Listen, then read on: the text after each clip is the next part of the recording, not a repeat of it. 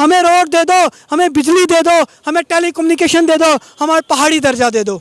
हमें रोड दे दो, हमें बिजली दे दो, हमें टेलीकम्युनिकेशन दे दो, हमारा पहाड़ी दर्जा दे दो।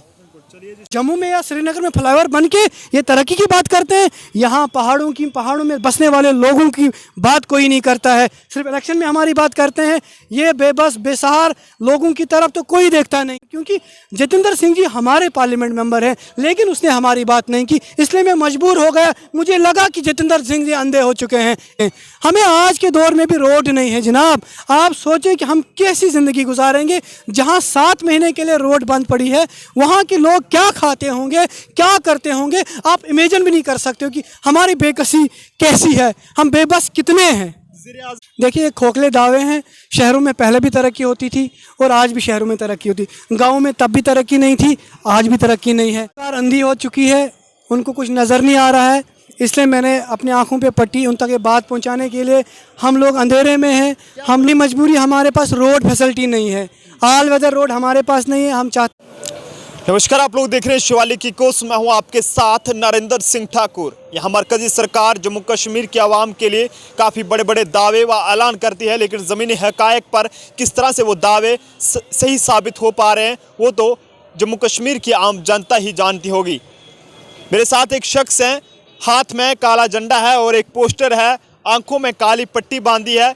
वो भी इनसे जानेंगे इसके पीछे का क्या मकसद है। लेकिन इनका ये दावा है कि ज़िला किश्तवाड़ की आवाम जो है वो इस जदीद दौर में भी कदीम दौर की ज़िंदगी जीने पर मजबूर है। और यहाँ की एडमिनिस्ट्रेशन की बात करें या जम्मू कश्मीर की एलजी इंतज़ामिया की बात करें, वो खामोश तमाशाई बनकर हाथ पे हाथ धरे बैठी है, जिससे वहाँ की मुकामी आवाम यानी कि मुकामी बाशिंदों की मुश्किलात जो है वो लगातार बढ़ते जा रहे हैं और ये कहें कि आसमान को छू रहे हैं। इनसे मज़ीद बातचीत करेंगे और जानेंगे। भाई साहब, सबसे पहले अपना नाम बताएँ। मेरा नाम रऊफुल इस्लाम है, मैं मड़वा का रहने वाला हूँ। जी, आपसे जानना चाहेंगे, हाथ में काला झंडा आपने लिया है और कंधे पर काला झंडा रखा है, आंखों में काली पट्टी बांधी है, ऐसा क्या हो गया कि आज आप इतने परेशान हैं और एक काली पट्टी आपने बांधी हुई है, क्या कुछ रीज़न है? सरकार अंधी हो चुकी है, उनको कुछ नज़र नहीं आ रहा है, इसलिए मैंने अपनी आंखों पे पट्टी उन तक ये बात पहुंचाने के लिए।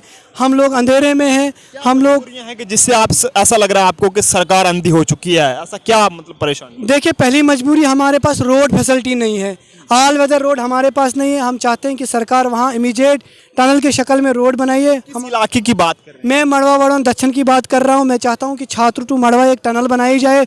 4 किलोमीटर का ये फासला है, ताकि मड़वा वड़न दक्षिण डिस्ट्रिक्ट हेडक्वार्टर के साथ मिल सके। अदरवाइज़ हमें 5 या 6 डिस्ट्रिक्ट क्रॉस करके अपने डिस्ट्रिक्ट हेडक्वार्टर तक पहुँचना पड़ता है। 85 किलोमीटर आज भी हमें पैदल चलना पड़ता है। जी आप मुझे बताएं, इस दौर में भी 21वीं सदी में भी हम इस अंधेरे में, इस अंधेरे गुप्त में रह रहे हैं। ये सरकारें क्या दावा करती हैं? क्या जम्मू में या श्रीनगर में फ्लाईओवर बन के ये तरक्की की बात करते हैं? यहाँ पहाड़ों में बसने वाले लोगों की बात कोई नहीं करता है। सिर्फ इलेक्शन में हमारी बात करते हैं।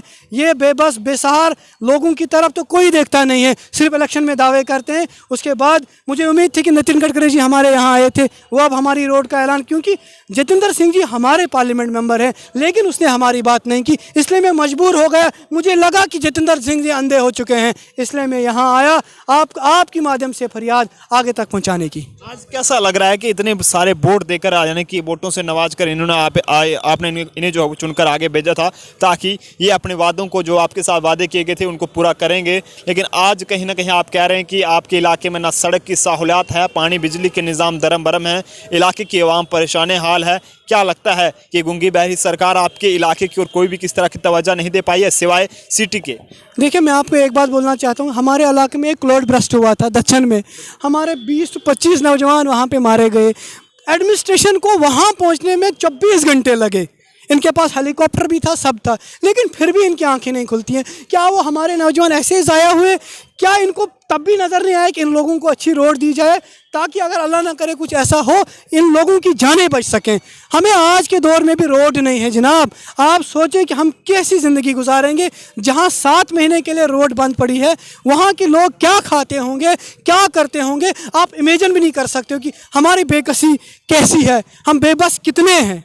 वज़ीर-ए-आज़म नरेंद्र मोदी जी ये दावा करते हैं कि जब भी तरक्की होगी गांव से शुरू की जाएगी और गांव की तरक्की के लिए कई सारे प्रोग्राम का भी इनकाद जो हो किया जाता रहा, जिसमें हम बैक टू विलेज की बात करें और उसके बाद कई सारे ऐसे प्रोग्राम हुए जिसमें आवाम यानी कि गरीब आवाम व गाँव की आवाम के मसाइलों को जो है उनकी दहलीज पर जाकर सुना गया। क्या लगता है कि वो सिर्फ जो है वो एक दिखावा था? क्या वो लगता है कि वो सिर्फ एक ऊँट के मुँह में जीरा डालने के बराबर था?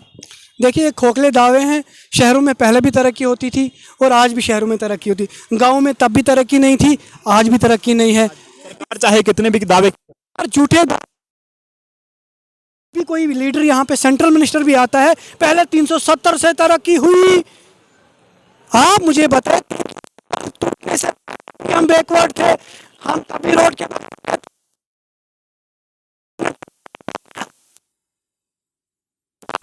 तरक्की का बात।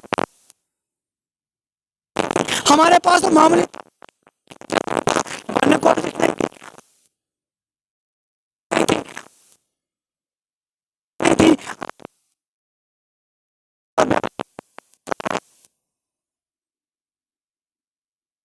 उम्मीद करते हैं कि इन 6-7 महीनों में इलेक्शन से पहले